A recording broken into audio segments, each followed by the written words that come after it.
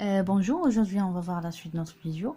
Bon, je voulais pas faire une longue vidéo pour que vous puissiez voir le tout. D'accord? Alors, continuons pour la continuité.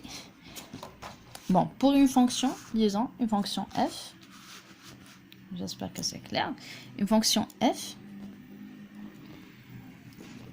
strictement monotone. Strictement monotone.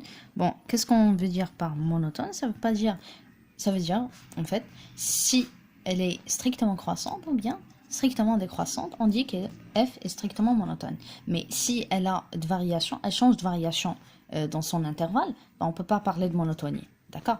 Alors, elle est strictement monotone sur i. Bien ce qu'on appelle بالعربية رتيبة قطعا. Strictement monotone sur un intervalle i. Qu'on va prendre. D'accord. On va prendre le cas où elle est strictement croissante et le cas où elle est strictement décroissante. Alors, pour f est strictement... Bon, je vais symboliser croissante par cette flèche sur i.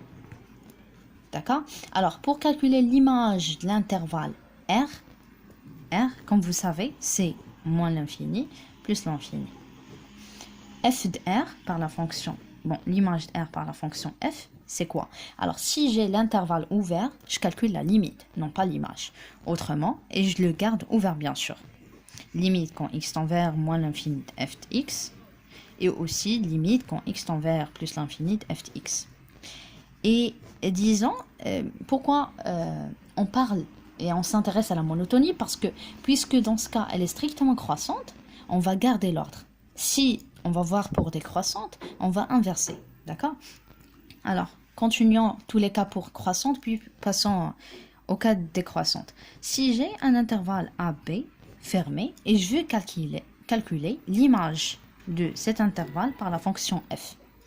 Puisque l'intervalle est fermé, alors, tout simplement, et puisqu'elle est croissante, ça veut dire on va garder l'ordre, je vais calculer tout simplement l'image de la première borne, FA, et l'image de la deuxième, FB.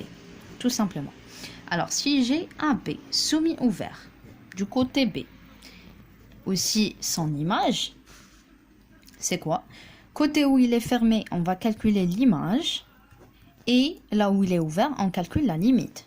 Limite quand x tend vers b de f de x, mais là faites attention parce que c'est pas le b tout entier, d'accord, c'est juste un côté pour savoir lequel. Alors là, puisque supposons que ce point là c'est b, d'accord, de ce côté là, là où j'ai mon b, c'est b moins, et là celui qui reste c'est b plus. Bon, ça veut dire là on va calculer la limite quand x tend vers b moins.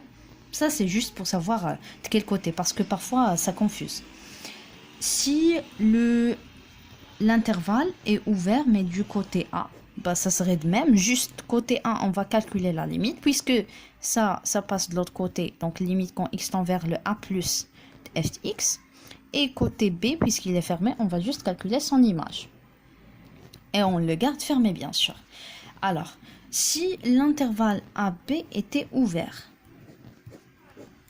comme le cas de R, ça veut dire qu'on va calculer les limites.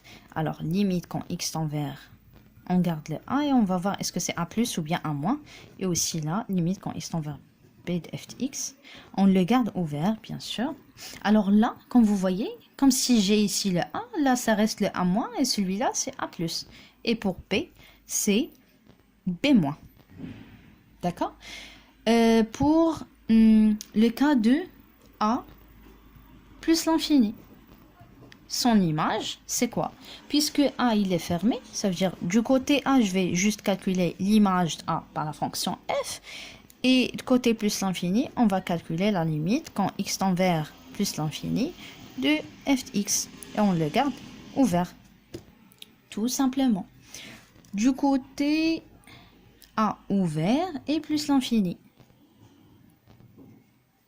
D'accord? On met l'image. Bon, là, on va calculer limite du côté A. A, ce serait A plus de f de x. Et pour plus l'infini, c'est limite aussi plus l'infini de f de x. Et on le garde ouvert.